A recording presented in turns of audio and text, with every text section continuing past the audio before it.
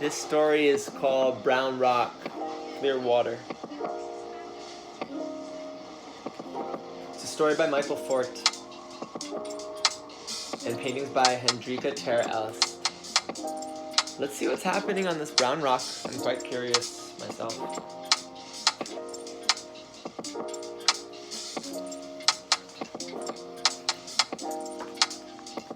Try a different way of storytelling.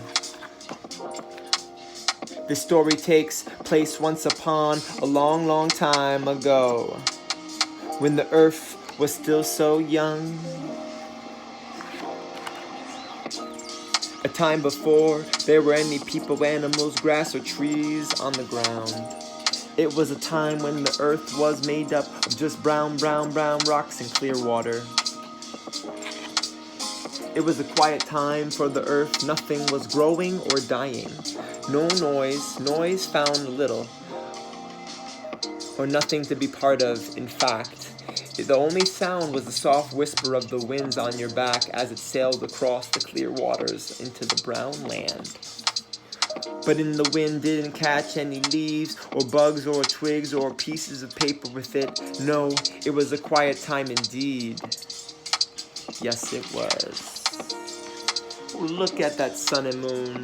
Quiet, of course, except for the sun and the moon, who had been arguing since the beginning of time. They argued over whether it should be a day or whether it should be night. All the time, neither the sun nor the moon wanted to leave the sky, so they both stayed out and argued all the time. And it was never very light or very dark, but a pale gray that barely cast a single shadow. Oh no. You know anyone who fights?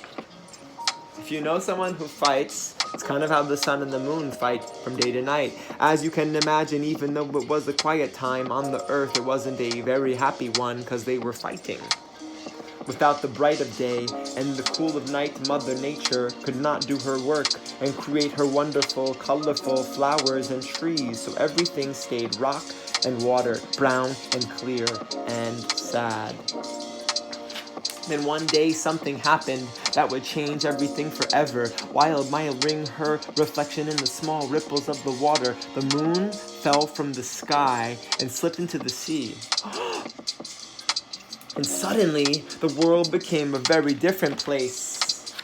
For the moon, as soon as she felt the cool waters of the sea, fell in love. And the sea fell in love with the moon. The sea had always greatly admired the moon and what she was doing for her great beauty, and the moon found peace in the sea's endless quiet and joy in his playful waves. Together they behaved, they played, and never did they want to be apart, right? Because the moon impacts the ocean. The ocean goes up and down because of the moon. For days and days, the moon stayed on the dark bottom of the sea. Never have I been so happy, she exclaimed.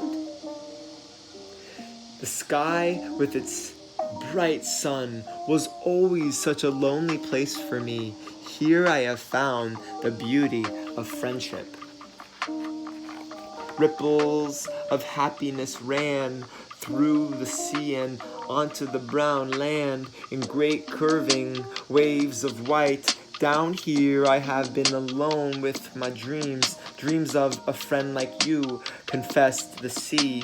Is there a friend that you really like and you want to see? Soon the moon and the sea became the best of friends, actually. But back up in the sky, the sun was all alone. Day after day, the sun shone high and bright, making